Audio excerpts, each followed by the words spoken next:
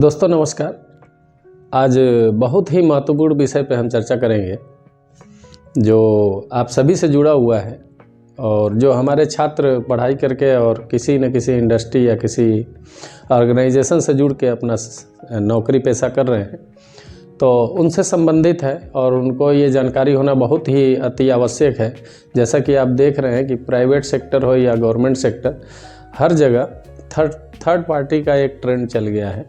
यानी कि जो है किसी न किसी थर्ड पार्टी के थ्रू ही जो है वर्कर्स रखे जा रहे हैं। तो ऐसी परिस्थिति में हम देखते हैं कि यानी कि कोई भी थर्ड पार्टी अपना एक कंपनी रजिस्टर्ड कराती है और अपने कंपनी के थ्रू जो है एम्प्लॉय को रख के और किसी भी कंपनी या किसी भी गवर्नमेंट ऑर्गेनाइजेशन को सुपुर्द करती है और उसके एवज में गवर्नमेंट से या संस्था से पैसा लेती है और पेमेंट करती है। देख रहा था न्यूज़ पे कि 44 एग्ज़ाम्स के परीक्षाओं के शेड्यूल जारी हुए हैं राजस्थान में और उसमें से ज़्यादातर जो है मैंने देखा कि जितनी वैकेंसियां हैं और जितने भी एग्ज़ाम्स होने हैं उसमें लगभग जो है गवर्नमेंट संस्थाओं में कॉन्ट्रेक्चुअल बेस जो है वर्कर्स रखे जाएंगे। तो ऐसी परिस्थिति में हम देखते हैं कि थर्ड पार्टियां जो है पेमेंट टाइम से नहीं करती हैं और बहुत ही शोषण करती हैं। तो उसके लिए जो है हम लोगों को ये जानना ज़रूरी है कि जो अपना पेमेंट ऑफ वेज एक्ट 1936 है उसके अंतर्गत क्या क्या नियम एवं शर्तें हैं जो आपके हित में हैं और आपको अगर सैलरी से संबंधित कोई परेशानी होती है, कोई कंपनी या कोई कॉन्ट्रैक्टर आपको जो है समय से सैलरी का भुगतान आपके नहीं करता है, तो उसके लिए आपको क्या करना होगा, कौन से नियम और शर्तें लागू हैं आपके इस एक्ट के अंतर्गत, ये जानना बहुत ज़रूरी है। अगर आपके साथ कोई ऐसी परिस्थिति पैदा होती है तो उससे कैसे आप बाहर आ सकते हैं और उसके लिए आपको लीगल प्रोसेस क्या करने होंगे, ये जानना आपके लिए बहुत ही अति आवश्यक है। यानी कि कहीं भी किसी भी ऑर्गेनाइजेशन में काम करते हैं या किसी फर्म से जुड़ के काम करते हैं तो वहाँ पे तमाम जो है नियम और शर्तें आपके ऊपर लागू होती हैं। उसमें जो है सबसे जो महत्वपूर्ण पार्ट आपका है वो सैलरी है। तो आपको जो है आपके कार्य के एवज में आपको जो सैलरी मिलती है उसका टाइमिंग क्या होना चाहिए, कॉन्ट्रैक्टर पे कौन से नियम लागू हैं, आप पे कौन से नियम लागू हैं और कॉन्ट्रैक्टर को किन किन जो है नियम और शर्तों का पालन करना है जिससे जो है आपको कोई दिक्कत ना हो, तो उसको हम लोग जानने का प्रयास करेंगे। और मैं बताने का प्रयास करूंगा आपको कि पेमेंट ऑफ वेज एक्ट 1936 ये कहता है, जो पहला पॉइंट है वो ये कहता है किसी भी कंपनी को मंथ के 7 तारीख को सैलरी देनी होगी। अगर कंपनी या कॉन्ट्रैक्टर जिसके थ्रू आप जो है कार्य कर रहे हैं, जिसके रोल पे, अगर वो सैलरी 7 तारीख को पेमेंट नहीं करता है तो उसको अनलीगल माना जाएगा, गैर कानूनी माना जाएगा।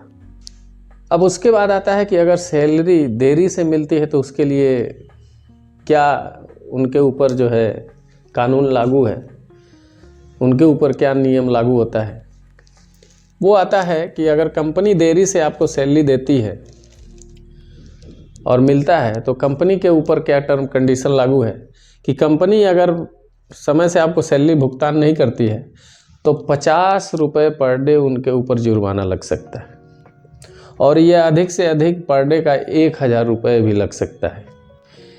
ये जब आप बताएंगे कि कैसे जो है आप लीगल प्रोसेस करते हैं तो इनके ऊपर ये कंडीशन लागू हो जाते हैं। दूसरा आता है कि अगर बार बार देरी करता है, जानबूझकर देरी करता है और आपको सैलरी नहीं देता है, परेशान करता है, हैरेस करता है,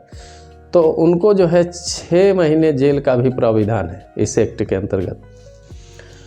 उसके बाद आता है कि अगर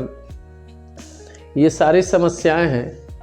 अगर इस सारी समस्याओं से निदान नहीं मिल पा रहा है तो आपको क्या करना होगा,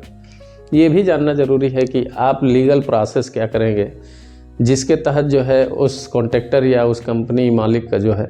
पनिशमेंट मिलेगा और आपको जो है जो हैरेसमेंट कर रहा है उससे आपको कैसे निजात मिलेगा। उसके लिए आपको क्या करना होगा, तो आपको करने के लिए क्या करना होगा कि सबसे पहले अपने कंपनी के HR डिपार्टमेंट या अकाउंटेंट डिपार्टमेंट में आपको लिखित शिकायत करनी होगी, ईमेल ID या चिट्ठी पत्री के माध्यम से। ये लीगल प्रोसेस पहले आप करेंगे। अगर मामला इससे नहीं सुलझता है, आप HR में कंप्लेन करते हैं, अकाउंटेंट डिपार्टमेंट में कंप्लेन करते हैं, अगर उससे भी मामला नहीं सुलझता है तो आपको जो है दूसरा ऑप्शन है कि आप जो है लेबर कोर्ट जा सकते हैं। लेबर कोर्ट जाके आप शिकायत कर सकते हैं। उसके बाद भी अगर मामला नहीं हल होता है तो अगर 18,000 रुपये से आपकी आय ज़्यादा है तो आप जो है सिविल कोर्ट को भी रुख कर सकते हैं, सिविल कोर्ट में जाके मुकदमा दर्ज कर सकते हैं और आप जो है उसके खिलाफ जो है शिकायत दर्ज करा सकते हैं। अगर उससे भी राहत नहीं मिलता है तो श्रम विभाग के शिकायत है तो एक टोल फ्री नंबर है, जो नंबर है वो है 155214। फिर से एक बार बोल देता हूँ 155214 पे ये 24 घंटे आप जो है टोल फ्री नंबर है, कभी भी जो है फ़ोन करके आप टोल फ्री नंबर पे शिकायत दर्ज करा सकते हैं। अगर उससे भी आपको जो है नहीं राहत मिलता है तो अपने एरिया के लेबर कमिश्नर ऑफिस में जाके ऑनलाइन या ऑफलाइन शिकायत दर्ज करा सकते हैं। इतना लीगल प्रोसेस करते हैं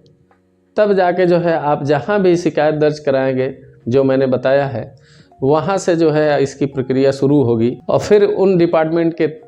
थ्रू जो है उनके ऊपर एक्शन होगा और उन पे जो नियम और शर्तें लागू होंगी उसके अनुसार जो है उनको पनिशमेंट मिलेगा और आपको जो है उसमें राहत मिलेगी।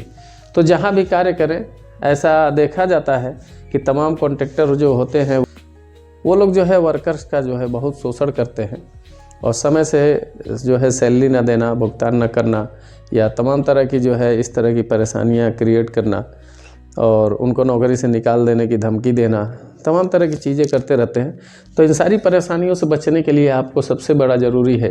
कि जो पेमेंट ऑफ वेज एक्ट है 1936 उसके बारे में जानकारी का होना कि आपको जो है पेमेंट के लिए कौन कौन से रूल और नियम कानून आपके ऊपर शर्तें लागू हैं उसको जानना और कंपनी पे क्या नियम और शर्तें लागू हैं और नहीं देता है तो आप उसके लिए क्या कर सकते हैं। इसके लिए जो है इस एक्ट में जो है सारे प्राविधान है, इसका जानना बहुत ज़रूरी है जिससे जो है आपको भविष्य में कोई कठिनाई का सामना ना उठाना पड़े। अगर मेरी वीडियो अच्छी लगे तो एक दूसरे तक पहुंचाएं, जागरूक हों, जागरूक करें। बहुत बहुत धन्यवाद।